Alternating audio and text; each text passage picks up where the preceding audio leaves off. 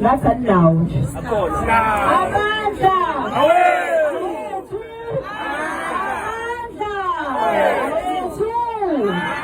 Phambili nge-South Africa phambili. Alright, ngoba sihlangene la ngicabanga ukuthi ayekho phasi kwesobhorekile ukhona? Ukhona osabuyelambile washiya ingane wathi nje ngizobhorekela ngala? Ngoba sila ngoba sikhathele. And masikhathele kancane kancane silokhu sithesta ukukhathala kwethu ukuthi sekukhathele ngempela noma kukhathele okuncane noma kukhathele kakhulu. President uyakwazi ukukhipha amaphoyisa amangaka aze kwiSADC. Okuyinto right asiphiki ngoba phela siyakwazi ukuthi khona abantu abasuka emazweni angaphandle. Basi siyacela bakhiphe namaphoyisa amangaka ayokhipha abantu bofika. Yini enzima ngokuthi umuntu osenzweni ngokungemthetho vele kufanele ahambe yindaba fanele silokhu sicela. Kanti izwe njani lela abantu bakhona kufanele bazibamashe bamashela uhulumeni ukuthi enze into ayibhalela phansi emthethweni ukuthi wrong. Uhulumeni onjani lona okwazi ukuthi azibe abantu njengoba elapha nje upresident wethu uthe unamahloni ngokuthi thina siyamasha.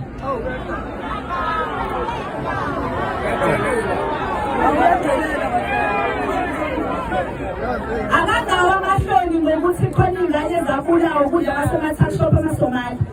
Akazi umuzwa ethi unamahloni ngalokho. Nakanamuzi upresident ethi unamahloni ngokuthi amaSomalia ey'ntolo zababulala iy'ngane zethu. Nakanamuzi upresident ethi unamahloni meyibuka sizokuthola every single Sunday kuvela ama-Nigeria enza ama-drugs. Nakanamuzi upresident ethi unamahloni ngokuthi amazamazama enza lapha yakhipha abantu emakubo ezinyaba ama-communities alala emahholo ngenxa yamazamazama. Nakenamuzwa kusho lokho. Nakenamuzwa yini upresident ethi unamahloni ngey'ngane lezi ey'dlwengulayo ema-tuckshop zidlwengula y'bona labantu basemazweni angaphandle. Nakenamuzwa upresident ethi unamahloni ukuthi iy'ngane zase-South Africa azinaso ispace e-Eddington kodwa ezami ngaphandle ziyakwazi ukungena. Nakenamuzwa. You don't have any worry. Amahloni aPresident Cyril Ramaphosa aqhamuka befanele ahambe yonetheza kulabo abanamamayini abo nabo la emazweni abo. Onganamali eSouth Africa uthathwa serious.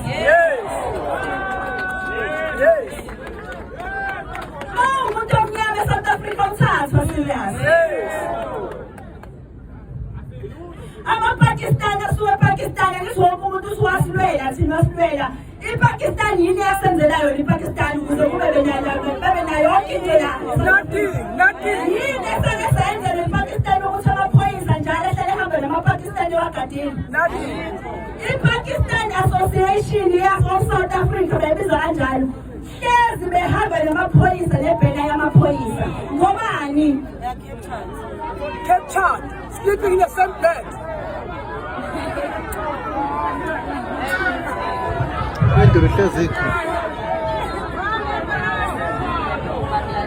ISomalia yona usuke eSomalia uze la. So far. Angazi mangaba amazwe owadlulayo before ufike la. Bathi bangama-refugee bangama-asylum seeker. Bashiya wonke lawo mazwe wonke lamazwe baza la. Kanti kunani? Ngoba yini engane khona la ezweni? Yazi ukuthi nekhona ngizomtshela mina. Kukhona uhulumeni olele.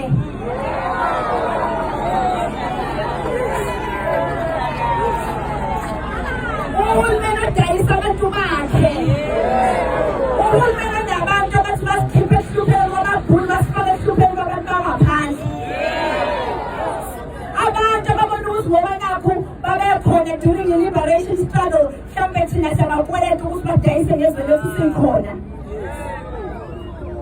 Sinohulumeni onganendaba nabantu bakubo. Uma ngase kushona iPakistan la ungaduma izwe lonke umhlaba wonke ukuthi iPakistan iphela. Because he is a foreigner himself. Naba abantu bakithi bayashona bebulawa abantu njengamanje abalwela ama-tuckshop bayafa kodwa akazuze nohulumeni wesinakani ukuthi unamahloni.